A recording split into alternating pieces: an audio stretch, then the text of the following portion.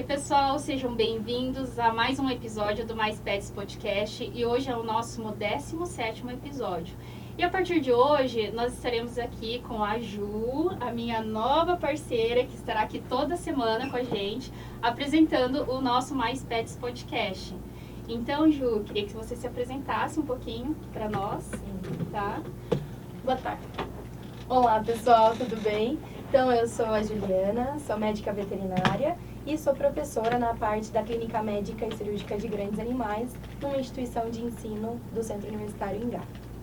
Então, a partir de hoje, estarei com vocês nos encontros e hoje eu queria, então, agradecer a presença ilustre da doutora Marici Alexandrino. Então, doutora Marici, a gente fica muito contente com a sua disponibilidade, com o seu tempo para estar aqui conosco e teremos um papo muito legal hoje sobre a dermatologia veterinária. Tem bastante perguntinha, né? Bastante pergunta. Bastante perguntinha. Muita coisa legal tá por vir. Mas antes disso, pessoal, a gente quer apresentar para vocês os nossos parceiros. Então, a gente tem aí agora com a parceria com o Hospital Eletive. É um hospital 24 horas, tem atendimento de pronto-socorro, UTI, tem uma super estrutura tanto para o pet quanto para o tutor. Eles contam com várias especialidades lá para atendimento. Então, se caso vocês precisarem, lá fica bem tranquilo, é super bem localizado, fica na Avenida Tiradentes, esquina com a Avenida Paraná. Além disso, gente, nós temos o Duque Pet Shop sendo nosso parceiro. Então, lá nós encontramos rações, medicamentos, banho e tosa especializado para o nosso cãozinho. E, além disso, nós temos para os nossos seguidores que falaram que viram aqui no nosso Mais Pet Podcast, 10% de desconto. Então, quem quiser dar uma passadinha lá, tá imperdível. Muitas promoções. É isso aí, gente. É 10% de desconto nos serviços de estética canina. É só estética canina ou será que tem estética de gatos também? Ou gatos não fazem? Eu vou perguntar isso hoje. Então, fique essa dúvida. Será que temos estéticas de gatos? É isso aí, gente. E a gente também tem aí o agradecimento para a Cozinha Pet Santé. É uma cozinha especializada em nutrição de cães e gatos, fabricação de alimentos, tá? É uma comida de verdade, porém é suplementada e preparada para os animais. Gostaríamos também de agradecer imensamente o Instituto Alex Santos, que tem agora uma parceria muito grande com a gente. Um beijão para os Akitas do Instituto Alex Santos. Beijos. E agora vamos lá. Agora vamos então para a nossa presença ilustre. Seja bem-vinda, doutora Marici. Obrigada pelo convite, estar aqui com vocês para falar de um assunto que eu gosto bastante, que eu falo todo dia, mas quanto mais puder falar, melhor. Isso é maravilhoso, né, doutora? Isso significa que você ama o que você faz, Gosto né? bastante. E aí a gente mesmo. queria que você falasse um pouquinho de você nessa caminhada da dermatologia, como que iniciou, tá? Então, sou a Marici. Esse ano eu completo 20 anos de formada, então já tenho bastante tempo aí na área. Eu sou da época que nem tinha Instagram, internet, então a gente vem de uma época pré isso, que as coisas eram um pouco mais difíceis para começar, então a caminhada foi bem penosa. Quando eu resolvi escolher uma especialidade, não existia muitos e também não tinha muitos cursos. Fiz minha uma das pós em 2004, 2005. A primeira eu fiz em clínica geral, clínica e cirurgia. Eu escolhi fazer cirurgia para ter certeza que eu detestava cirurgia, detesto sangue, não gosto de nada que tenha muito risco de vida, mas eu fiz quase 2 anos de pós na área para ter certeza que eu não gostava. E isso ajudou bastante eu definir para onde que eu queria ir, que foi que eu queria uma especialidade que eu não tivesse que lidar com muito sangue, nem muito risco de vida, nem emergência. E aí nessa época eu resolvi pensar em algumas áreas. A dermatologia, ela sempre foi uma área que tem muito estigma sobre ela. Ela nunca é bem falada. Desde a da faculdade, o pessoal nunca fala muito bem da dermatologia. Que é uma área difícil, que é tudo igual e não sei o quê. Então, a gente não tem na minha época, pelo menos, não tinha uma boa educação no sentido de querer escolher dermatologia. Aí fui pesquisar algumas coisas que eu tinha interesse. Eu tinha bastante problema de pele, eu sou atópica. E acho que isso ajudou eu querer escolher uma área qual eu me identificasse, que eu me identificasse com aquele sofrimento do indivíduo em si, porque eu passava por aquilo também, né? Aí, a partir de 2005 em diante, todos os meus cursos foi direcionado à dermatologia. Então, tem bastante bagagem, assim, de estudo, da época que ainda tinha que comprar muitos livros para estudar, que não tinha internet, não tinha artigo para baixar, então foi um investimento muito alto nos primeiros anos. E cada vez mais pegando gosto pela coisa, e aí você vai se aprofundando com gosto, daí não é mais uma obrigação, né? Você quer ir nas coisas para aprender, e aí foi indo, e estamos aqui até hoje. Espero ficar muitos anos ainda. Nossa, doutora, então na dermatologia mesmo você tá há mais de 15 anos. Sim. Deu que 18 anos já na dermatologia. A minha clínica tem 18 anos. Eu atendi clínica geral por muito tempo, porque assim, na minha concepção não dá para você ser um bom especialista se você não passar pela clínica. Porque assim, não existe você tratar um pedaço só do paciente, você tem que tratar ele como um todo. E se você não souber com o que você está lidando, você não tem como picotar ele. Então você primeiro vê o todo, depois você picota. Então eu acho que assim, e hoje em dia eu vejo muita galera já sai da faculdade já querendo ser especialista, eu acho que isso é totalmente incompatível. Você tem que penar um pouco na clínica, ver muita diarreia, muito vômito, ver muita coisa que você não gosta de ver, para ter certeza para onde você vai. Então eu fiquei bastante tempo na clínica geral, mas sempre direcionado para dermato. Então assim, mesmo eu sendo clínica geral, o pessoal me encaminhava muito para pele porque sabia que eu gostava. E aí, para eu ficar 100% na dermato mesmo, sem fazer mais nada de clínica geral, acho que já tá há uns 7 anos, 8 por aí. Que bonito, né? E isso que a doutora falou, doutora, eu sinto muito porque de fato a gente precisa vir de um crescimento e afunilando lentamente. E isso que a doutora falou é um fato mesmo muito comum, né? A gente ter esses alunos querendo, vou me especializar em dermatologia. Mas vamos fazer uma clínica bem feita antes, né? Isso é muito bonito. Essa curva de aprendizado longa e contínua é muito bonita. Até porque na dermato a gente fala que a pele é o reflexo do corpo como um todo. Sim. Tem alguns órgãos que são pontos de avaliação do corpo todo. Acho que o olho e a pele são 2 deles que diz muitas coisas, assim, não só sobre aquele órgão. Então, é obrigatório que você saiba outras doenças. O pessoal acha que vai para a pele, vai ficar só na pele. Putz, se eu não souber interpretar um bioquímico, um exame até de fezes que seja, você não consegue fazer um bom trabalho especializado. Doutora, e o que exatamente faz o profissional da dermatologia? Porque assim, é só a pele que se trata na dermatologia? Tá. Na veterinária, a dermatologia engloba as doenças de pele, de pelo, que são coisas diferentes, não são as mesmas coisas, pele e pelo, unha e ouvido. Na dermatologia, na veterinária, o ouvido foi para a dermatologia, porque a gente não tem um otorrino, e não vai ter, porque já tentaram fazer, mas não vai rolar. Porque a conformação da orelha, a parte interna da orelha, é tecido, é tegumento, igualzinho a pele por fora. A mesma conformação de pele de dentro do ouvido é a mesma da pele. Então tem glândula sebácea, tem pelo até no tímpano, tem uns tímpanos super cabeludos. Isso é literalmente. Mesmo, a gente vai olhar só ver pelo no tímpano, sempre tem pelo no tímpano. E aí o que acontece é que 90% das doenças de ouvido, se não mais, são consequências de doença sistêmica de pele. Então não tem como você ir para otorrino, é diferente do ser humano que tem, sei lá, infecção de ouvido, garganta. Animal não é assim, apesar de que tem correlação, principalmente no gato, mas as doenças de ouvido são de pele, invariavelmente. São poucas as que são 100% de ouvido. É tudo de pele. Então não adianta você querer tratar só o ouvido se você não trata a pele. E se você souber tratar a pele, você é um dermato. Então, assim, né? Basicamente.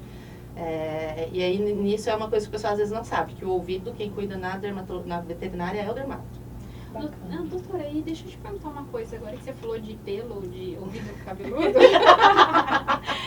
eu fiquei imaginando, né? A gente, quando leva os cãezinhos pra fazer um banho, se eles fazem aquela limpeza de tirar os pelos, isso é ok mesmo? Tem necessidade? Okay. Não tem necessidade. Não, assim, o que Deus pôs lá tem um motivo. Se Deus botou pelo dentro do ouvido, algum motivo tem. Se botou glândula no ânus, algum motivo tem. A gente só mexe quando tem problema. Os pelos de dentro do ouvido, a gente considera fator perpetuante quando tem um problema de ouvido. O que é isso? Ele ajuda o problema a persistir. Então, o animal já tem uma otite.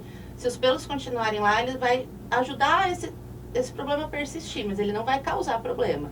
O animal não vai ter uma otite porque ele tem uma orelha cabeluda, não é essa a conversa. Ele pode ter uma otite e esses pelos atrapalharem. Aí, quando os pelos estiverem atrapalhando, o veterinário, não o banhista, não o tosador, vai fazer a remoção adequada. tem diferença de remoção para depilação. A remoção, quando a orelha já está inflamada, a gente praticamente remove pelo sem dor. Porque o folículo piloso, a base dela já está apodrecida, já está inflamada. A gente só remove, o animal não grita, o animal não sente dor. O tecido já está inflamado. A depilação, que é arrancar pelo de uma pele saudável, é dolorosa. Então, fala, vai depilar o ouvido, tá doendo, é igual depilar com cera. Causa uma dor, causa um processo inflamatório. Aí, às vezes, aquela orelha que não iria ter problema, a partir do momento que você depilou, você abriu porta para ter problema. Contaminação bacteriana, inflamação. Então, pelo no ouvido só quando necessário e o veterinário. Pode cortar. O tosador banhista pode cortar, aparar, o máximo que puder com a tesoura. Mas arrancar, não. Então fica a dica, né, pessoal? Então, ficar atento quando a gente for levar os nossos cãezinhos aí pra pet shop. Deixa a orelha cabeluda. Orientar, deixa, né? Não tem problema, tá Senão, cabeludo. Se não estiver juntando cera, se você vê aquele pelo, é cabeludo, mas é um pelo limpinho, que não tá marrom, não tá preto, não tá juntando secreção naquele ouvido, não precisa ser limpo. Não precisa ser removido os pelinhos. E doutora, deixa eu aproveitar então esse link para te perguntar. O que é mais comum aí você ouvir, essas queixas principais na sua clínica? O que chega muito? Quais são essas queixas principais? O que os tutores... ouvido tá entre as bem comuns. Ouvido relacionado à água do banho, tem vários mitos, tem dois principais mitos na dermatologia que eu sempre falo, 3 na verdade. Que otite é causado por água dentro do ouvido, que toda lambedura de pé é ansiedade e que arrastar bumbum no chão é verminose. Essas 3, se eu respondo, não tem um dia da minha vida que eu não falo sobre essas 3. Do ouvido, o pessoal faz muita confusão com esse negócio de água, porque eles levam do humano para o animal. O conduto do ser humano é completo, devia ter trazido um modelinho, mas o conduto do ser humano é completamente diferente do cachorro e do gato. O conduto do ser humano é um risquinho só. Então, tem a orelha aqui, é um risquinho só. Ficou muito legal esse movimento, mas é um risquinho só. Se cair a água, ele já está direto pro tímpano. Então, assim, a pessoa mergulhou, se afundou lá na água, já entra realmente água dentro do ouvido e dá aquela sensação ruim, porque é um caminho muito curtinho, é um caminho reto. A orelha do gato e do cachorro é em formato de L. Então, eles têm um canal vertical e um canal horizontal. É um conduto muito fundo. Ele é muito longo. Então, assim, para a água entrar, aqui está a orelha, para a água vir daqui até aqui, que é onde está o tímpano, é um caminho muito longo. O cachorro tem que estar, assim, paralisado para deixar a água cair dentro do ouvido e não fazer nada. E não se mexer, não chacoalhar, não fazer nada. Pode até molhar um pouquinho de fora, o pelo de fora, mas para a água cair lá dentro do ouvido, a ponto de ficar parada lá dentro e causar um problema, putz, acho que só para cachorro que mergulha. Aí, e tem, né, tipo, labrador, golden, se mergulhar por muito tempo, se nadar por muito tempo, às vezes até recomendo limpar após nado. Mas mesmo assim, se limpar após nado, também não vai ter problema. Então, esse é um mito bem comum. E são cães que já gostam de nadar, né? O golden, ele já tem essa atração de... E a natureza deles, assim, Deus fez algumas raças muito bem e outras não muito bem. As raças que nadam, elas já vieram preparadas para nadar. Então, eles produzem muito mais cerumen dentro do ouvido e produzem muito mais sebo na pele. Então, eles são meio impermeáveis, digamos assim. Esse sebo que produz dentro do ouvido... A natureza é perfeita. Cria uma película para não deixar a água ficar ali. Tanto que, assim, os cães que não nadam, o labrador e o golden são orelhas que a gente tem que limpar com muita frequência, porque eles produzem muito cera, como não está sendo usado para nadar, que seria a função deles, a gente tem que remover. Então, assim, até isso é perfeito. Perfeito, né? Assim. É uma raça que fica... Eu tenho pacientes que ficam, tipo, 3 horas dentro da piscina, sai, chacoalha, não toma banho, não faz nada, no outro dia pula de novo, e assim vai, não tem Fica problema tudo de certo. pele. E aí a gente vai ter um cãozinho que vai entrar ali que não era preparado e talvez tenha um problema, né? Os que não são pra água, né? Mas Faz parte. E doutora, os problemas dermatológicos, é possível a gente assim, identificar com alguma mudança de comportamento do cachorro ou do gato? Porque eu acho que o cachorro e o gato também, eles mudam muito os comportamentos, né? Então, é diferente, a gente consegue identificar por algum comportamento? Tá, vou pelo cachorro primeiro.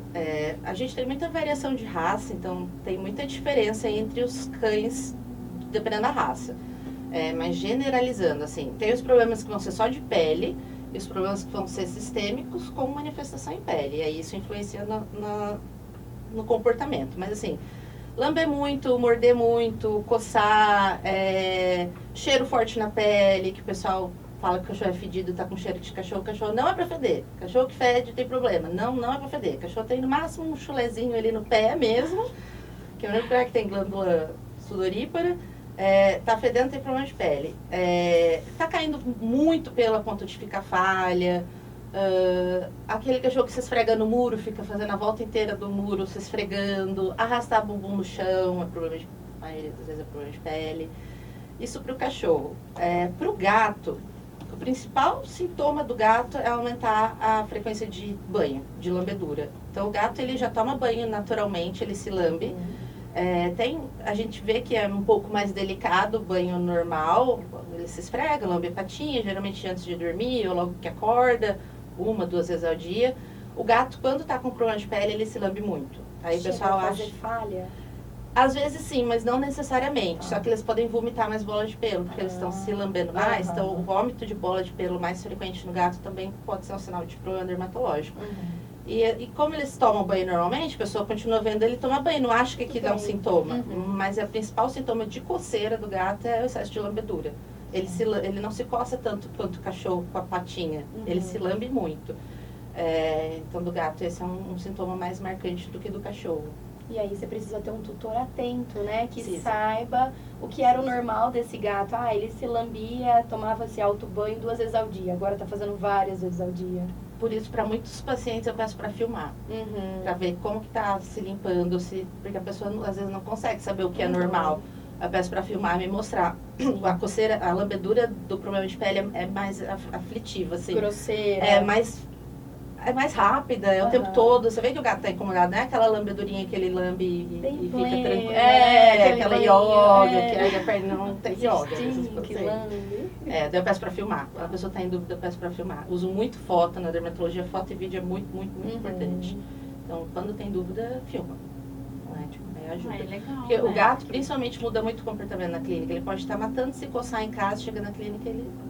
Não vou coçar pra você. Não quero. E não posso. Não, mas isso acontece, né? Tipo, a gente liga pro veterinário e fala assim, não, porque o cachorro tá assim, porque o gato tá assim. Daí chega lá e não acontece nada. Só miau, não tá fazendo nada. Podemos ir embora, mano? Aí entra na caixinha, entra no carro e começa a se coçar. Daí eu peço pra filmar, daí ajuda bastante. Certo. Doutora, a gente tem algumas perguntinhas aqui. Nós abrimos umas caixinhas de pergunta no nosso Instagram. E apareceram algumas. A gente selecionou aqui algumas porque, assim, eu acho que vai dar muito assunto. Então a gente selecionou algumas pra gente estar falando, tá? Então eu vou começar aqui com a primeira, que eu acho que vai ser bem legal. Ele fala sobre lambedura também. Meu cachorro lambe muito as patas. Pode ser um problema dermatológico? Pode. Na verdade, é mais comum que seja um problema dermatológico do que um problema comportamental. E o pessoal faz muita confusão. Não só as pessoas, como alguns colegas veterinários acabam sempre levando para o comportamental. Então, assim, vou separar em 2 coisas. Existem as doenças psicogênicas, que são as comportamentais, que o animal se lambe por um problema que não é pele, mas ele usa a pele como forma de alívio. E existem as doenças de pele. O que eu consigo explicar assim de forma mais sucinta para a pessoa diferenciar? A doença de pele ela sempre vai envolver os dedinhos, o vão dos dedinhos, ou embaixo da palma da planta do pé. E as doenças comportamentais nunca vão envolver os dedinhos, elas envolvem ou a parte dorsal da mão ou do pé, e o antebraço e metacarpo, que seria o calcanhar ali. Envolver o dedinho, entre dedos e parte de baixo, é pele. Se não envolveu, muito possivelmente não é pele, é comportamental. Mas o comportamental geralmente é um membro só, no máximo 2, e faz uma lesão fixa, no mesmo lugar todos os dias. Então a gente consegue ver, forma um granuloma, forma uma ferida. Então não dá muito para confundir quando é comportamental, porque é visível. A dermatológica a gente tem que dar uma procurada. A comportamental você bate o olho e fala, não tá lambendo pezinho. Então você já sabe que é um comportamento. E não envolve o dedo, nunca. Comportamental não envolve o dedo. Mas você diz assim, entre os dedinhos? Entre os dedinhos, na pelinha aqui, mas interdígito. É visível daí? Fica nos pacientes dermatológicos, ou vai ter muita vermelhidão, ou vai ter secreção, ou vai ter ferida, vai ter machucado, vai estar grossa pra caramba a pele, ou a pele faz hiperkeratose, ela cresce, fica uma pele crescida, digamos assim. É visível, você vê o processo inflamatório. No mínimo vermelho você vê, no mínimo, que é o que eu mais vejo dos pacientes alérgicos, é a vermelhidão. ou molhado, alguma coisa você vê. O que seria, assim, uma doença que ele fique se lambendo? Mas o que é? Que forma? Tipo um fungo? Depende. Tem várias. Ó, a atopia, a alergia alimentar faz coçar muito pezinho. Muito, muito, muito. No vão do dedo, entre dedo tem maior concentração de um funguinho que faz parte da pele, que é a malacésia. Ela pode fazer sobrecrescimento em paciente que tem muita seborréia, faz sobrecrescimento e coça, lambe pra caramba. Tem doenças de base da unha, que daí faz lamber o dedinho, mas o problema tá na base da unha. O que mais tem? As doenças autoimunes fazem muita lesão em pezinho. Leishmaniose faz muita lesão em pezinho. Daí desde arrancar da pele como um todo, a fazer ferida no pé inteiro, cair unha. Então tem muitas doenças que afetam pezinho e mãozinha. Por isso que assim, a comportamental é a mais fácil de ver, eu acho, assim. Por isso que não dá pra confundir muito, assim, apesar de o pessoal confundir bastante. Então, assim, tá lambendo muito o pezinho, pode ser desde um problema só dermatológico, como um problema em outros órgãos com manifestação dermatológica. Porque a gente sempre escuta falar, né? Ai, tá lambendo a patinha, é comportamental.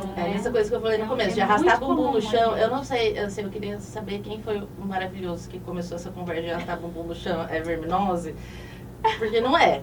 Assim, ó, o pessoal traz muita coisa da humana. O verme que faz coçar a região do ânus é o oxiurus. E o oxiurus, ele fica mordendo. Em grandes é mais comum, não é? É muito mais em comum. 20 anos eu nunca assim, vi. Eu não sei a cara de oxiurus. E mesmo assim, se um cavalo parar na cerca pra coçar ali a cauda, todo mundo acha que é verminose. Mas não, às vezes ele só Não pode é, estar só tá coçando. Pois é. E o Coitadinho, oxiurus, deixa dá ele pra coçar. ver, né? O oxiurus você vê. Você vê. Ele fica mordendo a borda do ânus, É. por isso que encosta. Então você olha lá, tem uns verminhos mordendo. Você não precisa procurar muito. Você fala, opa, tem um verminho aqui mordendo o ânus. Exatamente. Nunca vi. Pequenos não é comum. Nunca vi oxiurus, não sei que cara tem.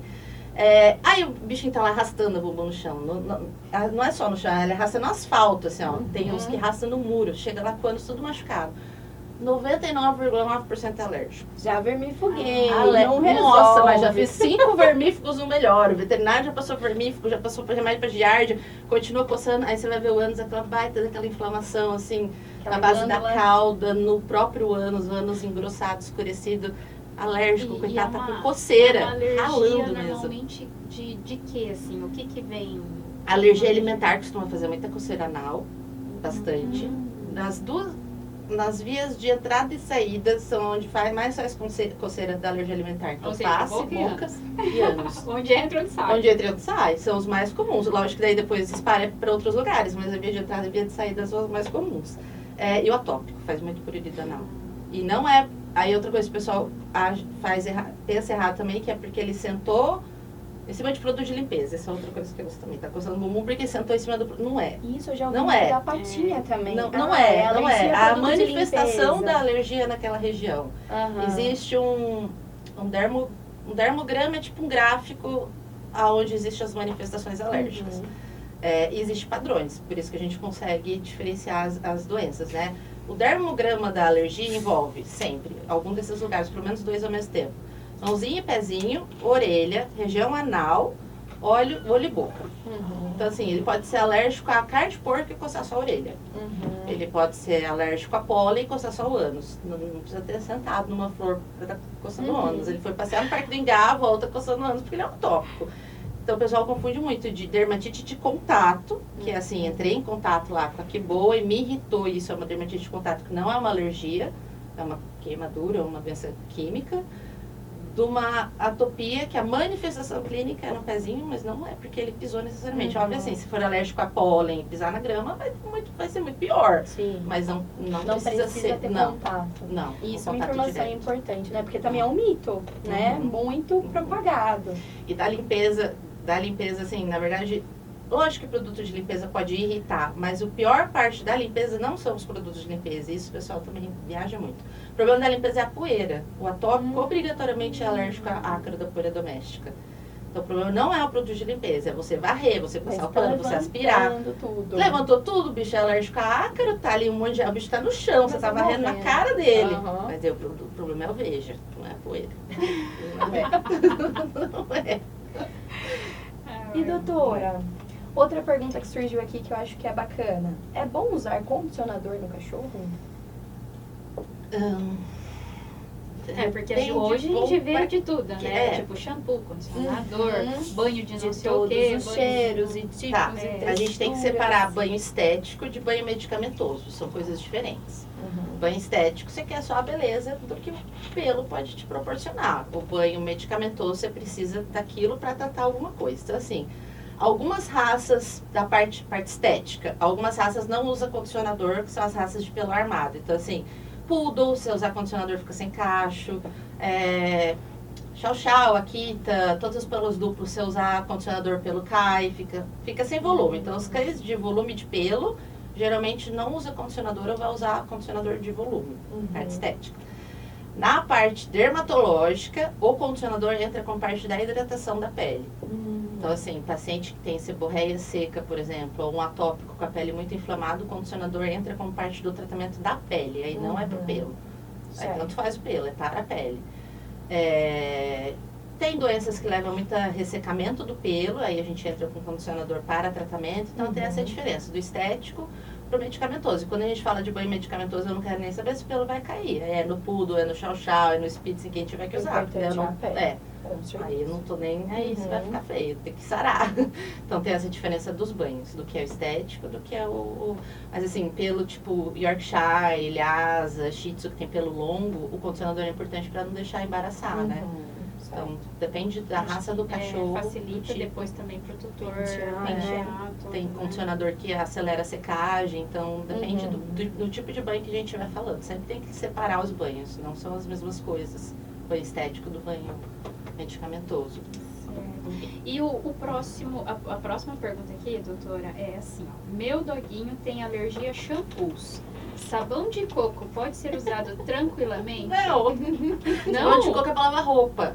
Só. Sabão de coco é pra lavar roupa. Existe sabonete de coco, mas não é desse que eles estão falando do sabão mesmo. Sabão é pra lavar pano de chão. Cachorro não é pra lavar com sabão. Sabão tem muita soda, ele não vai se preocupar em nada com retirar a camada da barreira cutânea. Ele vai derreter. O pessoal... Muito antigamente, lá quando eu estava na faculdade, não tinha tanto produto de banho e tosa quanto tem hoje. Não tinha quase nada. E a gente mora numa cidade de terra vermelha, então realmente os bichos ficam encardidos mesmo. Então lá no tempo do EPA, usava sabão de coco, anil, tudo errado, mas usava, porque não tinha muita opção. Hoje em dia não tem a menor justificativa para usar, assim. É prejudicial, resseca, muda o pH da pele, favorece a infecção secundária. E se tiver na dúvida, toma banho com sabão de coco uma semana e você pode usar no cachorro, você vai ver que não vai rolar. Tanto que você vai ficar coçando, você acha que você não vai querer dar banho do seu cachorro com sabão de coco. Então, um cachorro que é alérgico tem que tomar banho com um shampoo específico, né? Mesmo não alérgico. Mesmo não alérgico, tem que ser shampoo. Aí entra, vou aproveitar o gancho, entrar na questão do shampoo do ser humano também, que a galera ama usar um shampoo de humano Isso no eu cachorro. ia te perguntar. O humano, não importa se o humano é filhote, se o humano é criança, se o humano é adulto. Ele é um humano, tá? Não importa se ele é criança. Então, não importa se o shampoo é Johnson, Dove Baby, ele é um humano. O pH da pele do ser humano é diferente do pH da pele, principalmente do cachorro. O pH do humano tende a ser mais ácido e do cachorro tende a ser mais neutro. Se a gente usa o shampoo que é para uma pele ácida, uma pele neutra, a gente começa a acidificar aquele meio. E a gente favorece o crescimento de bactérias de meio ácido, que não são as bactérias deles. Então não é que assim vai prejudicar a pele, vai machucar, não é, porque é um shampoo leve, o shampoo de bebê. Só que muda o pH. Isso a longo prazo pode começar a fazer infecção de repetição, biodermite, foliculite, porque você está mudando o pH da pele. Então quando a gente contraindica o shampoo de gente, não é porque faz mal. É porque a longo prazo, se você usar todo sempre, você está modificando o pH da pele. Então, e aí não importa se é pele saudável ou pele doente, tem que ser shampoo próprio para o animal. E a mesma coisa a gente coloca para o condicionador de humano também não é recomendado. Não. Porque o nosso cabelo não vai no chão, né? Não vai no chão, esfrega no chão. Esperamos que não, bota né? a boca no cabelo. O pelo do cachorro é diferente do nosso cabelo. Sim. Precisa de uma limpeza mais pesada e de um poder de desembaraçar diferente. Porque o pelo deles não é só cabelo, é pelo do corpo todo. Você vai usar na cabeça, você vai usar no pé, no corpo todo, não é só na cabeça. E é uma coisa tão comum que a gente vê, né? O pessoal, vou dar um banho no meu cachorro de domingo à tarde. Pega o shampoo e o condicionador, passa, seca. Tá cheirosinho. O menos pior que tem, assim, se for um banho de emergência, Assim, não tenho nada em casa, meu cachorro foi pro sítio, rolou na terra, não tenho. Ao invés de sabão de coco, usa na melhor das hipóteses, não vai fazer tão mal, aquele sabonete de glicerina bem antigo, que é só glicerina. Tem na farmácia, sabonete de glicerina, chama assim. Ele só tem glicerina. E a glicerina é hidratante. Então, assim, não vai fazer mal. Ele é um bom limpante. De emergência, assim, era menos prejudicial. Sabão e barra de glicerina é só glicerina. E glicerina a gente usa como base de shampoo. Então, isso não tem problema. Na minha opinião, não tem problema. Eu acho que os tutores, o que eles não gostam também é por causa do cheirinho, né? E eles acabam querendo... eu quero ver o bebê com cheiro de bebê. Né? Não, mas aí cachorro é cachorro, não é bebê, né? Eu também sou um pouco contra ficar botando muita coisa com cheiro neles, porque assim, o olfato deles é não sei quantas vezes, 1000 vezes mais forte que a nossa, acho que são 4000 vezes. Se a gente está sentindo um cheiro à distância deles, imagina eles neles. Deve ser muito incômodo. Deve estar insuportável. Deve ser muito incômodo, então. Aí a gente tem que pensar no bem-estar deles, assim, o perfume. E muita gente quer usar perfume porque o cachorro tá fedido. Aí volta naquela conversa. Se o cachorro tá fedido, ele tem problema de pele. Não adianta você perfumar. Não adianta você perfumar um problema, você tá só camuflando. Então, perfume, se é pra tirar cheiro ruim, não é aí que vai. Não é esse o caminho, né? Não é esse o caminho. Não é esse o caminho. Certo. E, bom, a próxima pergunta, doutora, é sobre vacina. Existe vacina para alergias? Tá. Geralmente o pessoal chama de vacina tudo que é injetável. Não é. Existem várias coisas injetáveis que não são vacinas. Ou a gente às vezes fala vacina para facilitar. Vacina que não é injetável? Existe vacina oral, existe vacina intranasal, vacina para pele, inclusive, existe o tratamento oral. Então, assim, para pele, existe 3 coisas injetáveis que às vezes pode ser chamado de vacina, mas o que mais chama de vacina é a imunoterapia. A imunoterapia é um tratamento específico para o paciente atópico, especificamente para o atópico. A gente faz um teste alérgico, identifica quais são os alérgenos mais importantes e a gente manda fazer um extrato daquilo. Um concentrado daquilo. Então, é super alérgico a pólen, aí você faz um extrato do que deu lá no teste alérgico e faz uma vacina, entre aspas, né? Ela pode ser tanto injetável, subcutânea, quanto via oral. A intenção dela por isso que não dá para chamar vacina, a intenção da vacina é produzir anticorpo contra algo.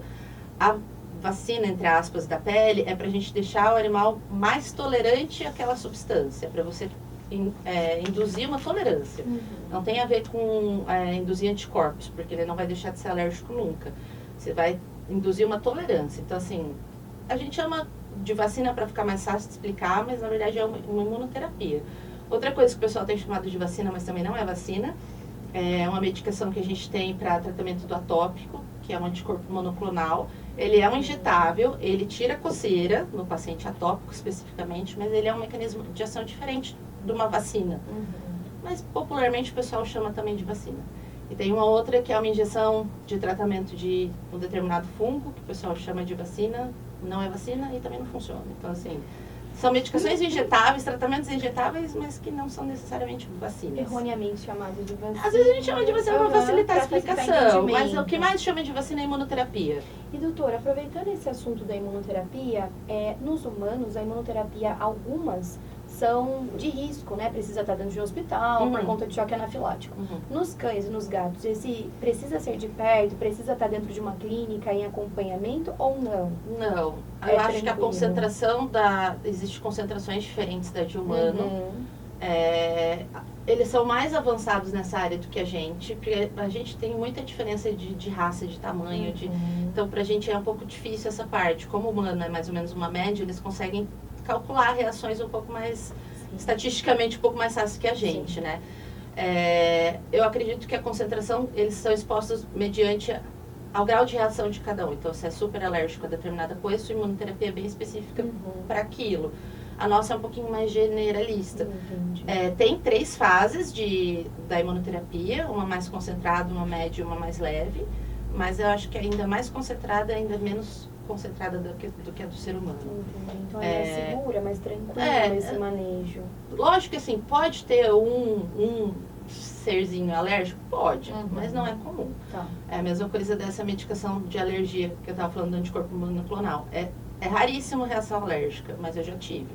Ele foi alérgico ao remédio de alergia. É 1 em 1 milhão? Mas assim, é raro, bem raro. bem raro. E se acontecer, a gente suspende o uso, não é nada que vai, provavelmente não vai chegar a ser uma anafilaxia de risco, assim. Sim. É uma reação mais, eles fazem muito Branda, urticária. nada que precisa entubar. Enfim, Acho já difícil, foi. acho difícil. Que bom, né? Menos pior. A imunoterapia, ela tende a ser segura, o único problema que a gente tem com ela é que ela nem sempre é eficaz. A gente tem que usar 1 ano, todo santo dia, para tentar ver se aquilo vai ter resposta. E a resposta é diminuir as crises, não é que vai curar. Então, não é barato, né? Não é exorbitante, né? Mas também não é baratinho. E é longo, então assim, enquanto ela não faz efeito, a gente tem que fazer outros tratamentos, que é uma coisa que às vezes o pessoal se confunde também, de querer fazer a tal da vacina, achar que não vai precisar fazer o resto, mas até ela fazer efeito, você tem que continuar fazendo todo o resto. Eu tenho bastante dificuldade de adesão da vacina, por conta disso, de custo, de tempo de resposta, correndo risco de não ter resposta, isso tem que ser explicado desde o primeiro dia. E às vezes o tutor, né, investe um dinheiro e quer a resposta para ontem, né? E isso é o quê? Tipo um comprimido ou algo que... A imunoterapia, ela é ou líquida via oral, que daí é pump de pôr na boca 2 vezes ao dia, ou é injetável subcutâneo, que daí tem que fazer, depende do protocolo, depende da vacina, 3 vezes por semana, 1 vez por semana, 1 vez a cada 15 dias, 1 vez a cada 30 dias, 2 anos, 3 anos pro resto da vida. Isso é uma coisa que provavelmente, né, assim, dificulta, né, porque não é fácil todo dia fazer isso, ou a cada 3 vezes, porque daí teria que levar até a clínica para fazer. Aí geralmente a gente ensina a fazer em casa, igual um diabético. Vai fazer em casa, porque senão vai ficar completamente dependente do veterinário. As primeiras até a gente faz, aí depois ensina a fazer em casa. Mas a que eu tenho preferência, ela nem vem do Brasil, é de um laboratório suíço, então a gente tem que encomendar com 45 dias antes de terminar. Ano passado a gente teve problema com o porto, ficou parado, tive paciente que atrasou todo o protocolo, então assim, tem esses conflitos também, não é facinho de ir ali na esquina e comprar, porque é individualizado, né? E o laboratório é suíço, daí tem que mandar para Belo Horizonte vai para outro país, depois volta o frasco. Então não é tão fácil. E pode iniciar com um animal em crise? Não, jamais. Não. Jamais. Por isso que eu estava falando, a imunoterapia, ela é parte de um protocolo completo. Ela é a última fase, assim. A gente estabilizou, não dá nem para fazer o teste alérgico em crise. Porque está tudo muito camuflado, assim, né? Tem que tirar da crise, fechar o diagnóstico, primeiro de tudo. O pessoal também quer atropelar as coisas, quer fazer o teste alérgico para descobrir do que é alérgico e para fechar o diagnóstico. O teste alérgico não é diagnóstico. O teste alérgico a gente faz quando a gente tem o objetivo certo, assim, ou escolher o alimento para fazer alimentação natural, apesar dos testes alimentares não serem muito confiáveis, ou para, num paciente que a gente já sabe que é atópico, determinar a imunoterapia só. Ela não é para diagnóstico, nunca. Ela é para guiar tratamento. Guiar tratamento, não é diagnóstico, jamais. Nem para alergia alimentar a gente faz diagnóstico pelo teste alimentar, porque tem muito falso positivo e tem muita reação cruzada em teste. Então, assim, a gente usa para dar uma luz, mas também não é nada 100%. Né? Só uma direção. Certo. E, bom, a próxima pergunta aqui, doutora, ela fala, acho que até, na verdade, isso você já até meio que respondeu, mas vamos deixar mais claro aqui pro nosso público, porque a pessoa pergunta assim, qual doença dermatológica que você mais atende na clínica? É o ouvido? Atopia. Atopia. Daí já entra no ouvido também. E assim, o que se poderia, assim, explicar exatamente o que é atopia? Porque às vezes a gente escuta assim, meu cachorro é atópico. Tá, mas aí é o quê? Uma alergia? Uma palavra bonita, né? A dermatite atópica, ele é atópico. Tá. Um dos tipos de alergia dos cães, existe basicamente, dos cães e dos gatos, existem basicamente 3 que a gente divide assim para facilitar a vida, né? Alergia picada tipo carrapato, alergia alimentar e a dermatite atópica. O gato tem outro nome, a dermatite atópica, mas é mais ou menos dermatite atópica. A dermatite atópica, ela é uma reação exagerada do organismo a coisas que não deveria reagir, normalmente. As 2 coisas mais comuns de um atópico reagir é pólen e ácaro da poeira doméstica, mas ele pode ser alérgico às outras coisas também. E existe uma parte dos atópicos que também reage a alimentos, que a gente chama atópico piorado por alimento. Mas basicamente é reação a coisas ambientais, externas, não internas, tipo alimento, né? não precisa ter contato direto com a substância, pode ser via percutânea, então assim, via ar, digamos assim, percutânea, tem que estar no ambiente. No ambiente. Tipo quem tem alergia, rinite alérgica, entra num lugar e fica espirrando, a atopia é a rinite da pele, mais ou menos. Tipo, você entrou em contato com aquilo que irrita a mucosa, no caso do nariz, vai irritar a pele e aí vai. Então, está sendo cada vez mais comum. Até vira-lata, que o pessoal achava que antigamente não tinha, tem muito cachorro sem raça atópica. Muito. Bastante. Mais do que a gente costuma ver. Por que dessa atopia estar aparecendo tanto? Então, eu acho que segue mais ou menos a teoria do ser humano, que é a teoria da limpeza. A galera tá limpando demais, assim, isso é da minha opinião, tá? Antigamente não dava tanto banho, cachorro não ficava dentro de casa, tinha acesso a menos coisa, era cachorro de quintal, tinha mais imunidade, comia, aí, não que isso seja bom, mas comia de tudo. Então tinha um diferencial, assim, né? A alergia tem um fator genético hereditário, então o pessoal começou a gostar de umas raças muito problemáticas, isso facilitou também, a galera escolheu a dedo, assim, umas raças bem problemáticas, e aí vai perpetuando o problema, porque o problema de pele a galera não tira de criação, de todas as doenças genéticas hereditárias, acho que a pele é a que menos a galera se preocupa de tirar, vou tirar do plantel porque ele é alérgico, muito mais raro quem tira, raro, se for a veterinária, olha lá. E aí vai perpetuando. Então, assim, tem fator racial muito forte na dermatite atópica, muito. Tanto que a gente sabe as raças, existe acho que tem até uma pergunta sobre isso, né? Isso, doutora, que a pessoa pergunta, existe a prevalência de doença de pele em alguma raça específica? Existe. Tem doença de pele como o nome da raça, inclusive. Vou pensar Nossa algumas. Senhora. Existe. O piogranuloma do pastor alemão, a necrólise epidérmica do Schnauzer, a alopecia X do Spitz. Então tem raças assim, dos atópicos, dos pequenos portes, os que são mais comuns: Shih Tzu, Lhasa, York, Maltês, Poodle, campeão ainda, Poodle disparado. Esses são bem comuns. Bulldog, Pug, esses são bem comuns. Dos de grande porte, Labrador, Boxer, Golden, pastor alemão. Essas raças são, assim, bem comuns. Bem comuns mesmo. O Spitz está em alta também por problema de pele. A alopecia X está bem comum. Tem os cachorros seborreicos, Cocker, Basset Hound, Dash, que a linguicinha tem bastante seborreia. O que mais? Os Bulls. A galera dos Bulls entra Bull Terrier, Pitbull, Bulldog, toda a galera do Bull, eles têm uma doença muito comum entre eles, que é a piodermite recidivante, é uma doença super difícil de cuidar, super difícil e frustrante pra gente, mas tá ali nos Bulls também, então eu sempre oriento o pessoal, quando quiser escolher alguma raça, vai bater um papo com o veterinário primeiro, assim, você já comprar ciente de onde você tá se enfiando, pra depois não... Mas esses do Bulls é o quê? O que a gente identifica na... Aparece ferida no corpo inteiro. Ferida. Vamos botar a bolinha. Aparece bolinha no corpo inteiro. Bolinha de pus, que é uma piodermite, no corpo inteiro.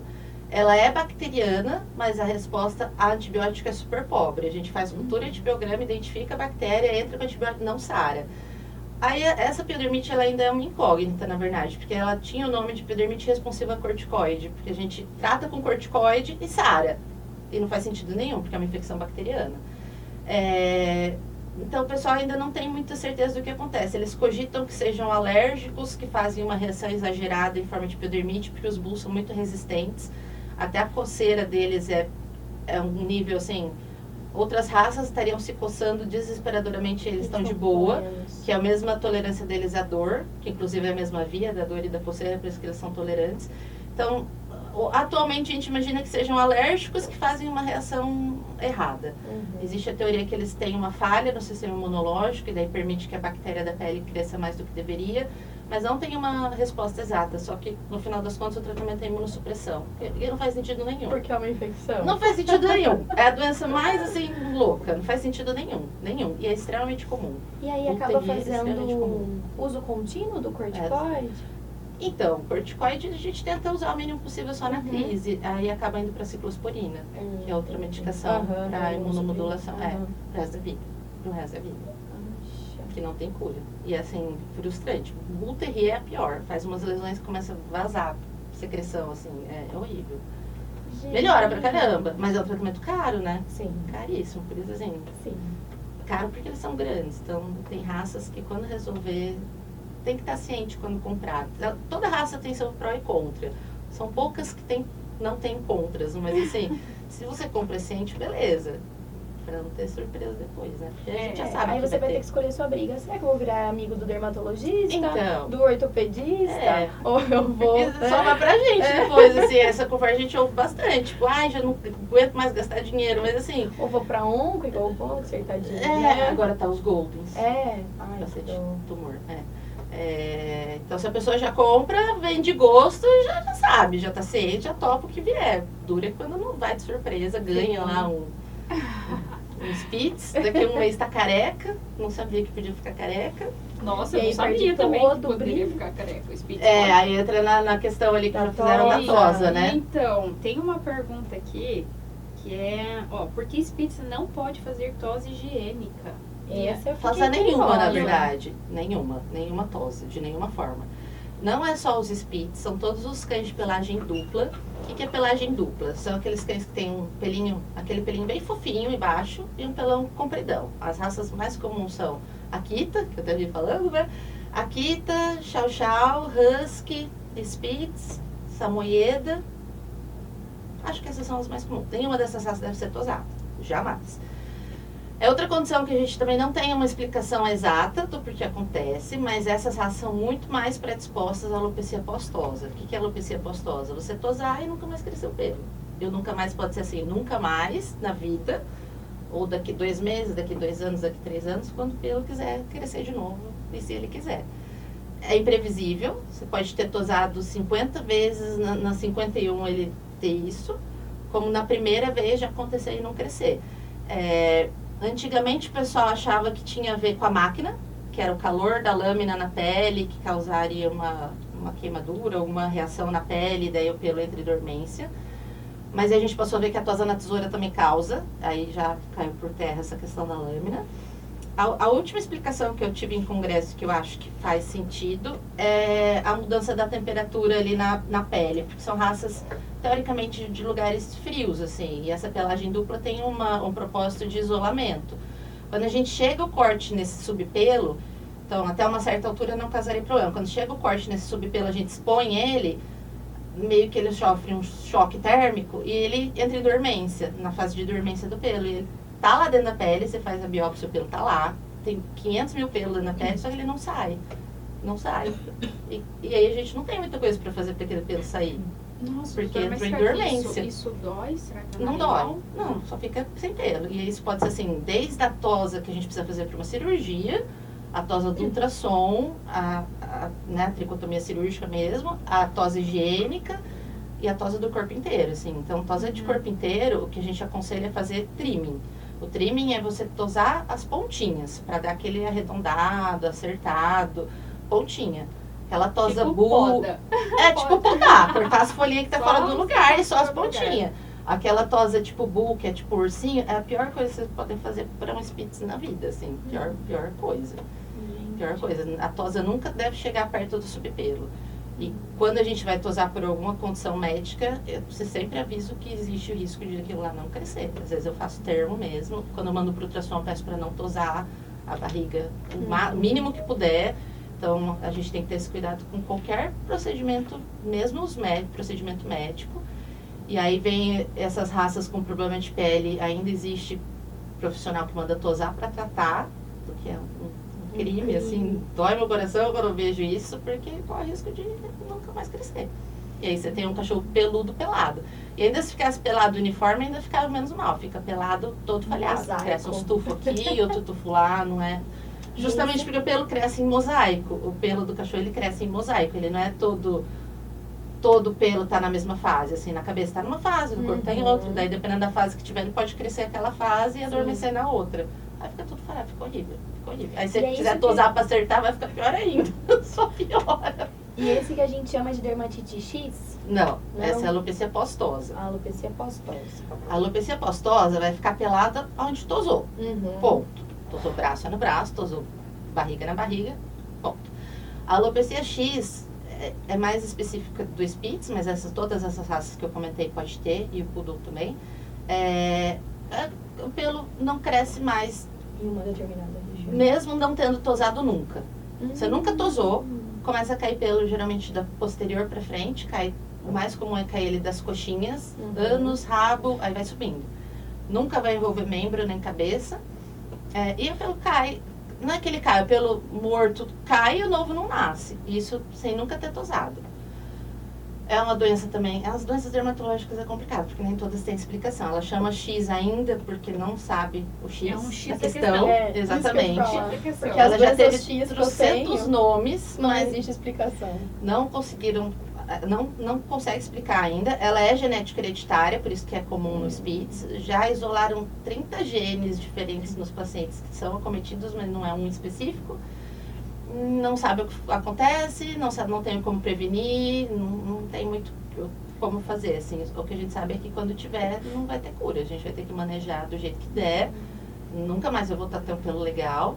E a principal diferença, para diferenciar até assim, a alopecia postosa da alopecia X, a alopecia postosa só envolve pelo. O pelo não cresce, fica peladinho. A alopecia X tem alteração de textura da pele, a pele fica extremamente ressecada, o pelo extremamente ressecada, faz foliculite, faz piodermite, então ela tem alterações de pele também, não é só pelo. Então, daí na biópsia você também vai ter alteração e tem a presença de pelo nessa biópsia? Tem. Ele só não Tem. nasce. Na biópsia a gente não consegue diferenciar a postosa da Não. alopecia X. É clinicamente. Clinicamente. É bacana. Porque a biópsia dos dois vai dar Igual. a fase telógena, vai dar adormecimento do pelo. Só que a gente não sabe se foi a causa externa ou interna. Os pacientes que têm sintomas de alopecia X, a gente sempre tem que fazer diferencial das doenças hormonais, porque é exatamente o mesmo. Visualmente é igual o jeito que começa. Então, a gente sempre vai fazer um diferencial, se tiver outros sinais, de doença hormonal. Mas é um pouquinho diferente o processo, porque a alopecia X não precisa ter tosado. Não precisa ter sido tosado nunca. Doutora, então, tem uma outra pergunta aqui, que eu acho que a resposta seria essa alopecia postosa. Que ela pergunta aqui, meu Spitz tosou e ficou com falha de pelo. A culpa foi do pet shop, né? É possível que seja essa alopecia postosa, então. Aí depende, porque assim, tem paciente que já vai ter alopecia X e a tosa só precipitou aquilo. Isso acontece bastante. Ele já ia ter. Existe uma idade, assim, a alopecia X é mais comum entre 2, 3 anos. Dificilmente, não vai ter uma alopecia X com 7 anos de idade, por exemplo. Nossa, são jovens. Foi peludo, porque é um defeito que já veio com É ele. hereditário. A gente consegue perceber os que vão ter alopecia X na troca do pelo. Então, assim, o Spitz, ele passa por uma queda bem brusca da pelagem de filhote para adulto. Eles ficam muito feios. Cai tudo aquele pelo, fica um ratinho feio, feio, feio. E aí cresce um pelo bonitão.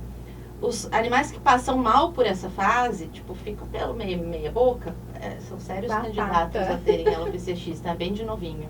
Às vezes já nessa troca já não nasce direito. E essa troca acontece com quanto tempo, mais ou menos, para o pessoal saber? Geralmente uns 6 meses de idade. Eu acho que o mais novo que eu já diagnostiquei tinha 8 meses.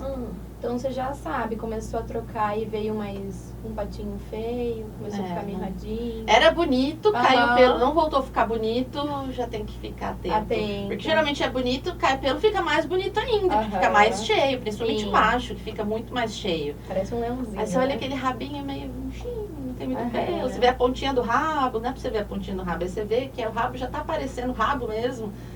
Aí já tem que ficar atento. Aí se você tosar, você acelerou o processo assim, uns 6 meses, assim. Tô brincando, não sei quanto tempo, mas você deu uma acelerada. Tá certo, doutora. E tem uma pergunta aqui que a gente, eu particularmente achei bem interessante, que a pessoa fala assim, o alto banho do gato realmente basta ou eu preciso levar ele no pet shop para tomar banho? Basta, completamente basta. O gato não é um animal que deve tomar banho, assim, ele fisiologicamente não toma banho, não precisa, porque ele tem uma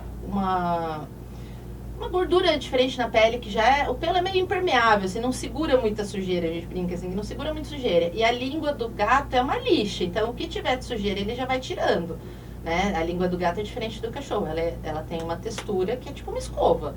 Então todo dia ele remove o que tem ali, né? Então é suficiente a autolimpeza. E são quase nenhuma doença de pele de gato se beneficia de banho. Quase nenhuma. São poucas, assim, as doenças que a gente tem que tomar banho. Por exemplo, o atópico felino, que não é um atópico nome, mas vamos botar como atópico. E o atópico canino. O canino se beneficia de banho para hidratação, o gato não tem problema nenhum com a hidratação. Na verdade, ele não vai ficar ressecado, porque é outro mecanismo, né? Então, banho de gato estético, assim, putz, tem que ser o gato mais bonzinho da vida, ele tem que amar a água, caso contrário, não estresse o gato. O gato, essa questão de banho estético, assim, até se for para levar, tem que ser um banho especializado, um lugar que é especializado em gato, porque gato morre de susto literalmente, assim, se levar o gato no auge do estresse dele, ele vai colapsar, ele vai morrer.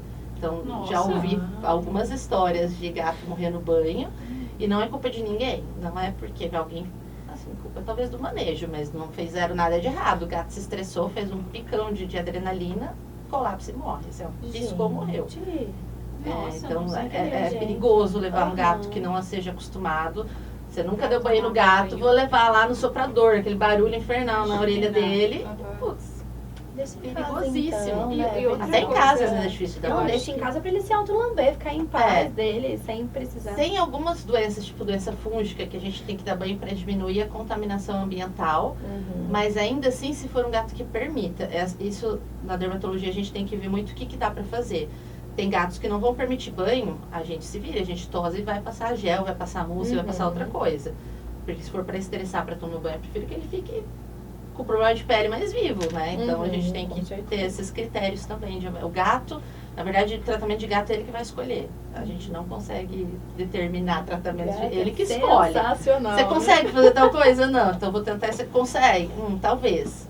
O gato deixou? Não deixou. Então virar. Ô, mano, ó, você agiliza aí. Não gostei desse comprimido aqui, ó. Vai fazer outra coisa. Vou babar aqui, vamos melhorar esse sabor, vamos fazer outra coisa. O gato é um problema. Por sorte, não tem tantas doenças de pele de gato igual cachorro, mas quando tem, são doenças muito difíceis. De gato tem menos problema, mas quando tem, a apresentação é muito mais feia e o tratamento vai ser muito mais demorado. Então, assim, geralmente já vem bem feio. Eu acredito também que se a pessoa quiser levar para uma questão estética, coisa assim, tem que ser um lugar bem especializado mesmo, porque gato se lambe, né? Dependendo do que passar no pelo, acho que fica rígido, né? Não fica. Assim, ó, raças muito peludas, tipo Persa Himalaia, que é muito peludo, que o pelo pode dar nó, tem gente que tem muita dificuldade de escovar em casa. Aí se for pra ficar embolado em casa, e se for um gato bonzinho de levar no banho, tudo bem. Se ele tá confortável, tranquilo. E se não for nenhum dos dois, vai manter tosado. Paciência. Então, assim... Nossa, que judiação, né? Tosar um persa. Eu tive persas, tive mais de um persa que a gente teve que fazer anestesia geral pra tosar. Tamanho bololô de pelo que ficou. Começa a formar uns bolos aqui embaixo, não tem Cristo que tire. Né? Aí vai levar pro banho e o bicho é estressado. Em casa você não consegue escovar, então vai ficar tosado. Então a gente tem que arrumar uma alternativa. E doutora, tem uma pergunta aqui que se a senhora tiver a resposta, eu tô precisando com urgência em casa, que é: o que podemos fazer para o nosso pet soltar menos pelo? Eu tenho 2 em casa que são de pelo curto e soltam, né? Melhoram aí algum tempo, mas depois volta de novo. Escovar. Escovar? Você não quer ver pelo no chão, você vai ver pelo na escova, mas alguma coisa vai ter que fazer. Mas assim, ó, tem as quedas normais, né, de fisiológica, e vai ter as quedas com problema de pele. Geralmente as de problema de pele vai ficar feio. Visualmente você vai ver que tem alguma coisa errada. Ou vai ficar falha, ou o pelo tá opaco, tá seco. Essa daí você tem que levar pra gente cuidar. Mas se for uma queda normal que o pelo tá bonito, brilhoso, não está fedido, não tem caspa, escovar. O pelo, ele sempre vai cair quando ele atingir o tamanho, o comprimento total dele. Então, assim, um bulldog atingiu, sei lá, 3 centímetros, cai. Um lhasa vai ter que alcançar o tamanhão dele para cair. Então, você vai ver menos pelo de um lhasa do que de um boxer, bulldog, pelinho curto. Então, o pessoal tem muito conceito errado que pelo curto não vai cair, mas cai desesperadoramente muito. De tufos. E aí, o pessoal também vai querer quer escovar com rasqueadeira um pelo curto, que não tem como você escovar um pelo curto com rasqueadeira. Não chega, não tem profundidade. Então, pelo curto é pente, Furminator, quanto menorzinho o dentinho, senão você não consegue. Aquele que parece uma escovinha mesmo de cabelo ou não? De pino? Não, de macia, de de plástico mesmo, aquelas que você encaixa a mão? Pode ser que... Então, se os dentinhos forem muito separados, você não consegue pegar o pelo. Tem que ser alguma coisa que o pelinho encaixa. O que eu gosto bastante, pentinho de pulga, que é bem fininho, pentinho de piolho. Esses humanos mesmo. O de pulga tem cabo, o de piolho não tem cabo. Mas é o mesmo pente, a diferença é do cabo. Furminator é legal, que é um pente de piolho mais moderno, que é a mesma grossura do negócio. E aquelas escovinhas de nenê recém-nascido, que é de... Sei, que é bem macia. É a mesma coisa do bebê, como você vai passar escovando o cabelo do bebê, você não tem profundidade para escovar aquele cabelo. Por isso tem aquela escovinha. Mesma coisa de pelo curto, você não tem profundidade para passar uma escova. Você não vai tirar. Você tem que pegar alguma coisa que segure o pelo e tire, né? Sim. Então, pelo menos 2 vezes por semana, frequente, na época de troca, todo dia, dependendo. A época de troca vai ser assim, a pior época é do inverno pro verão. Que daí tem mais pelo no inverno, vai cair pro verão. Essa época é a pior, daí você tem que caprichar na escovação. Existem alguns suplementos, algumas coisas que a gente vai fazer, que ajuda. A alimentação que tiver, aí entrando na questão da alimentação, a alimentação influencia bastante, porque pelo é basicamente proteína. Se a ingesta estiver ruim, quem vai sofrer o pelo vai cair muito mais. Então a gente tem que ver o todo também, mas escovar ajuda. É o que a gente tem para fazer para não encontrar o pelo ou comprar um poodle. O poodle é a única raça que não quer pelo. Nunca, na vida, não cai. Nossa, eu tive uma poodle. Poodle não cai pelo, nunca. Não cai, é igual ovelha, você tem que tosar porque não cai, nunca. É mais fofo, né? Quem é alérgico a pelo compra poodle. E assim, quais que tem uma outra pergunta aqui relacionado aos sintomas da alergia alimentar. Quais os principais sintomas da alergia alimentar ou hipersensibilidade, eu não sei qual seria melhor, tanto faz. O que é e como que é essas alergias alimentares? Como que a gente identifica isso nos animais? E se há algum tipo de tratamento? Clinicamente, as alergias são muito parecidas. Aí, voltando para o que eu falei antes, que são as 3. A alergia picada de pulga, carrapato, a dermatite atópica alimentar. A dermatite atópica alimentar podem ser idênticas clinicamente. Eu não consigo olhar e saber quem é o quê. Tem alguns pacientes que têm alergia alimentar que vão ter sintoma gastrointestinal também, tipo vômito e diarreia. Esses a gente suspeita um pouco mais fácil, mas também não quer dizer nada, assim, a gente vai ter que fazer triagem do mesmo jeito. O alérgico alimentar, ele pode ter coceira no corpo inteiro ou coceira em pontos específicos, que são os pontos da alergia que eu tinha falado. Orelha, pezinho, ânus, boca e olho. É um pouco mais comum ter coceira facial, ao redor de boca principalmente, mas também não é essencial. Então pode ter coceira só nesses lugares específicos, então ele pode ser alérgico à carne e ter só otite de repetição. Isso é bem comum. Tem só otite, fica tendo otite a vida inteira e você vai tratar aquele ouvido, na verdade ele é um alérgico alimentar. Como pode ter coceira no corpo inteiro, né? O ânus também é bem comum. As proteínas tendem a ser as mais comuns de causar alergia, aí entra tanto proteína animal quanto vegetal, então todos os bichos e lácteos, trigo, soja, milho, arroz está tendo também. Os legumes e as frutas são menos comuns, mas pode acontecer, mas é bem menos comum. Pode ter mais de uma alergia alimentar junto, mais de uma proteína. O padrão ouro do diagnóstico da alergia alimentar é retirada e reexposição. Nenhum teste alérgico não é bem aceita a palavra, mas nenhum teste alérgico tem... sensibilidade? Nenhum teste é bom o suficiente para fechar o diagnóstico. A gente não fecha o diagnóstico com teste alérgico, não tem é vários. Certeza. O não. resultado ele não é fidedigno. Não, porque assim, existem vários testes alimentares. Existem os de sangue e existem os direto na pele. Os de sangue podem dosar imunoglobulina de imediato ou as tardias, né? IgE, IgG, IgM, depende do que está dosando. E as de pele é meio que uma reação de contato ao alimento com a pele, mais ou menos, de forma bem simplista, explicando. Só que tem muita reação cruzada. Quando a gente fala de carne, tem muitos bichos, tipo o boi e o cordeiro, que a carne são parecidas entre elas. E no teste alérgico pode dar reativo às 2 carnes, mas na vida real ele é alérgico a uma só. Mas como as carnes são muito parecidas, o organismo reage, a partir de imunoglobulina reage igual, mas as 2 não vão dar sintomas naquele animal. Pode ser alérgico só ao boi e não ao cordeiro, mas deu alergia lá no teste. Então assim, o leite dá reação cruzada com a carne, O frango pode dar reação cruzada com peixe. O jacaré, que a gente achava que era bom, pode dar reação cruzada com peixe. Então, os testes alérgicos são complicados por causa disso. Teste alérgico alimentar, a única coisa que a gente pode confiar são nos nãos. Se der não alérgico a tal coisa, beleza. A probabilidade de não ser é enorme. Agora, os sims a gente vai ter que testar. Então, o padrão ouro do diagnóstico é tirar tudo isso, botar numa ração hipoalergênica, seja ração ou seja dieta caseira, por 60 dias. E na reexposição que a gente descobre se ele é alérgico ou não. Não é na retirada. Não é na retirada. A gente não descobre se ele é alérgico na dieta. Porque a alimentação ela pode estar melhorando um monte de coisa. Pode estar melhorando o processo inflamatório de outra alergia, pode estar melhorando a qualidade do pelo porque está com uma proteína adequada. A gente vai descobrir quando volta a dar os alimentos. Aí se der crise a gente faz diagnóstico. É assim que a gente diagnostica um paciente com alergia alimentar e só. O resto é tudo auxiliar, mas o diagnóstico é retirar a disposição. E aí o diagnóstico acaba sendo difícil, né? Ele acaba sendo trabalhoso, longo.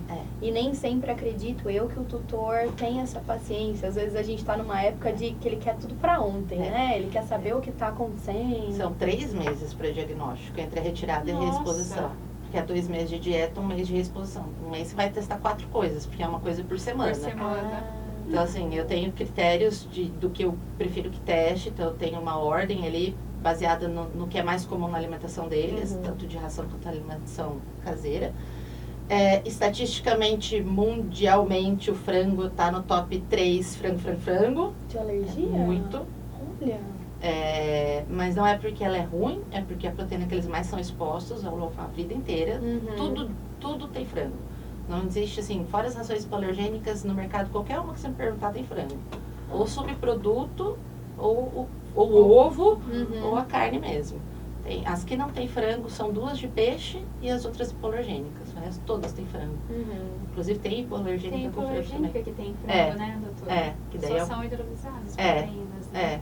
A hidrólise é um processo que engana o organismo para ele não reagir àquele frango. E aí quando a gente vai fazer é difícil fazer a dieta, a restrição caseira, porque a gente precisa de uma proteína que ele nunca comeu. E hoje em dia a galera dá muito pedacinho de coisa. Né? Aí você pensa assim, porco, já comeu? Já dei linguiça, salsicha. Aí é difícil, aí acaba indo pra rã, pro coelho, para os bichos estranhos. E aí fica difícil fazer a alimentação caseira. Fica um custo muito alto, né? Aí a gente e até assim, até mesmo conseguir, né, matéria-prima para fazer. Hoje em dia tá até mais fácil. Nos mercados aqui em Maringá a gente tem rã com mais coelho, eu vi esses dias, jacaré, bem frequente. Jacaré? Jacaré eu não tinha visto ainda não. Já vi rã e tem coelho. a cauda e tem... Não sabia que jacaré tem filé mignon, mas tinha um filé mignon de jacaré. Que chique. Já vi. Dizem que tem gosto de frango, mas nunca comi. E a alergia alimentar tá sendo bem comum também, inclusive em vira-lata. Em SRD? Também. Também. Legal. Mesmo que veio da rua, os que vieram da rua estão conseguindo ficar alérgicos também.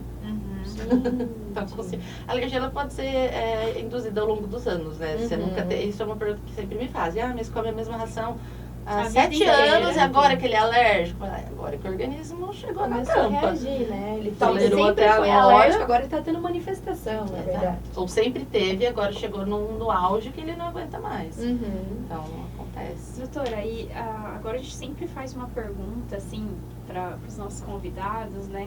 O que você falaria porque olha, tanto conhecimento aí na dermatologia, tanto tempo na veterinária, né? O que você falaria lá para Marici, criança, na infância, de tudo que você passou? Porque, assim, é muita dedicação, né?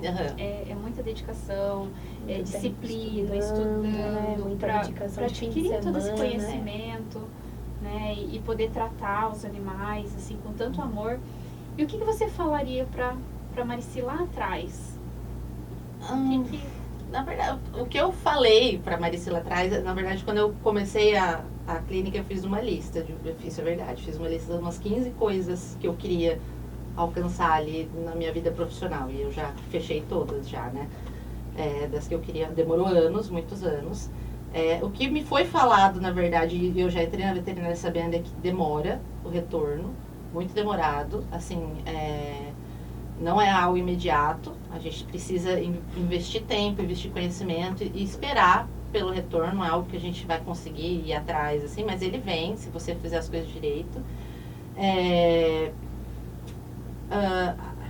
É importante você ter o conhecimento técnico, científico, mas isso não é o primordial, isso nem de longe é o primordial. Isso é uma parte do seu atendimento. Acho que 80% da clínica é conversa, contato humano, é você conseguir entender o que a pessoa está te falando, conseguir entender o paciente. Se você tiver capacidade técnica é melhor, mas não adianta você ser mega bem formado, fazer curso de tudo, se você não souber conversar. E isso na dermatologia é muito importante, porque assim, a conversa é essencial. Então, eu falaria lá para lá dos anos atrás, fazer um curso de oratória, sei lá, fazer curso desse tipo, não tanto só da veterinária, porque essa área é a principal. Ter paciência, né? Falaria que tem que ter paciência, mas que o retorno é demorado, mas vem. Tem que ter um pouco de paciência e persistência, acho que isso é o principal, assim. Não existe retorno rápido para coisas que você quer que seja duradoura, não tem retorno rápido. Você tem que construir gradualmente. Assim, é uma construção, né? E é um conjunto de fatores. Você pode... um monte de coisa junto, mas você tem que ir botando degrauzinho por degrauzinho até você chegar onde você quer. Se você conseguir manter a persistência, vai, mas dá trabalho. Mas se você já vai sabendo... Eu fui sabendo, na verdade, porque eu nunca pensei em ser outra coisa, assim. Eu sempre pensei em ser veterinária, desde os 8 anos. Então, eu já fui preparada. Desde criança. Já fui preparada. Sempre foi o sonho e realizou o sonho, Nunca né? falei em ser outra coisa. Então, assim, quando eu fui pra área, eu já sabia de tudo isso. Então, não foi nada de surpresa pra mim, assim. Toda a demora era sabida. Então, foi tranquilo. Hoje em dia é tranquilo, né? Não, mas não me pegou nada de surpresa, assim. Igual eu falei, eu peguei outra época, né? 20 anos atrás, a gente não tinha a facilidade que tem hoje. Pra gente alcançar as pessoas era muito difícil. Não tinha, assim, não tinha celular. Você consegue imaginar que não tinha celular? Tinha internet, não tinha celular. A propaganda era na lista telefônica, era no panfleto. Pra você mandar um exame, você tinha que mandar carta. Pra você tirar dúvida com um colega de outro lugar, tinha que fazer o quê? Carta, fax. Era muito difícil. Até o acesso mesmo, né? Os Sim. equipamentos que Livro, era só importado. Cansei de pagar R$1.000 em livro importado. Hoje assim. a gente tem tudo em PDF, né? De graça. De graça. De graça. ali. A galera consegue não ler, estudar. né? é. Não estudar. Então, Era o a conhecimento. gente que passou por essa fase, quando chega na parte de colher, tá muito mais fácil, porque a gente passou pela fase mais difícil. A gente que não teve essa modernidade que tem hoje de Instagram, divulgação, a gente não tinha isso. De internet, internet é uma coisa incabível, mas não tinha. Então, hoje em dia tá bem mais fácil, né? Pra galera que tá vindo hoje em dia, tá tudo muito mais fácil. Só não vai atrás quem não quer. A muito mais divulgação, o fácil. meio digital trouxe essa facilidade, né? De ter Trouxe. tudo na palma Do da acesso. mão, um acesso fácil. Isso E não só a divulgação, mas o conhecimento também para esses alunos que estão vindo, Mas né? isso é uma faca de dois gumes, porque o conhecimento é pra mim e é pro proprietário. Exato. Se você não souber... Tá muito bem afiado, né? E eles são bons. Aham. Eles são bons. Já vem tudo armado, né? Já vem Eles são preparado. bons. Eu gosto Pesquisado bastante desses até. que já vêm. É que tem aqueles que vêm preparado educado e tem uns preparado agressivo, né? Mas assim, que é muito conflitante daí. Mas você tem que estar preparado que ele pode saber mais do que você sobre alguma coisa. Uhum. E sabe. E eu não tenho nem problema nenhum em falar pro pessoal, não sei o que você tá me perguntando, vou estudar Uhum. e depois te falo. Essa é uma coisa que você tem que ter também. Não importa quantos anos de trabalho você tiver, sempre vai ter alguém que vai saber alguma coisa mais que você. Sim. E você tem que saber admitir. Então, você atendo clientes que, sei lá, é professor, é pós-doc, eu não sei com quem eu tô falando. Essa é uma coisa, você nunca sabe com quem você tá falando. Você nunca sabe com quem Sempre você uma tá falando. caixinha de surpresa, Isso, assim, ao né? longo dos anos, a gente cada surpresa, que você não sabe com quem você tá falando. Ali, a pessoa pode ser uma pessoa que sabe muito mais do que você. Uhum. E se você não cuidar, você passa vergonha do que você tá falando. Então, você Sim. não pode subestimar quem tá ali na frente. Não, jamais. Jamais. Então, assim, isso fica de conselho para quem está começando agora, inclusive.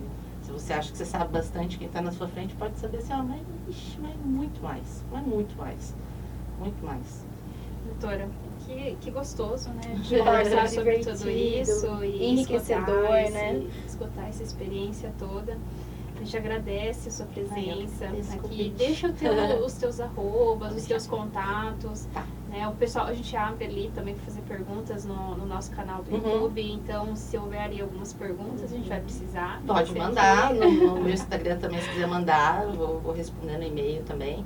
Então, o nome da minha clínica é Clinipet, fica ali na Zona 5, na Avenida Carlos Gomes. A rede social está com clinipet.maringá no Instagram, no Facebook é só Clinipet. Tem o site da clínica, que é clinipet.com, até lá tem muito artigo de coisas que talvez a gente não tenha abordado aqui. Tem bastante artigo explicativo, todos foi eu que escrevi, tem todos com embasamento, mas de uma linguagem bem fácil, é totalmente linguagem para quem não é da área, então com o intuito de explicar mesmo, então lá tem bastante coisa. Eu trabalho especificamente só com dermato e endócrino, então quem tiver algum problema de pele, ouvido, unha, hormonal, estou aqui para poder cuidar de quem estiver precisando. E acho que é isso. Fiquei muito feliz com o convite para falar de um assunto que eu gosto muito, muito. Se eu deixar, vou ficar tipo, horas falando, não falei nem um terço do que daria para falar. Isso é bem claro mesmo, o amor pelo que faz. E tô aí, se precisar, se quiser chamar de novo, vem quantas vezes for. Obrigada. Então, queremos agradecer, né, Rê, a presença da doutora Marici, foi muito enriquecedor esse papo descontraído, acredito que tiraram muitos mitos que os comentários tinham, né, espero que ajude. Ajudou bastante. E queria deixar um agradecimento especial, então, também para os nossos patrocinadores que estão sempre aqui com nós.